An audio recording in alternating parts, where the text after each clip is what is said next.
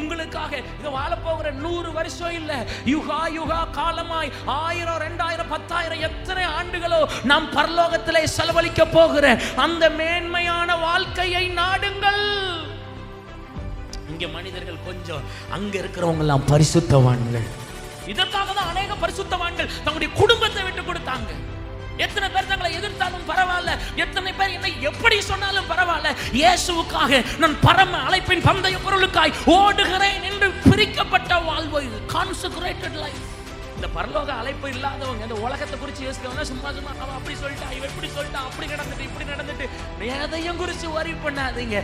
நீங்களும் நானும் பரலோகத்திற்கு அழைக்கப்பட்டவர்கள், மேலான வாழ்வைக்காக அழைக்கப்பட்டவர்கள். அப்படிப்பட்ட சிந்தையுடையவர்களாயிருக்கும்.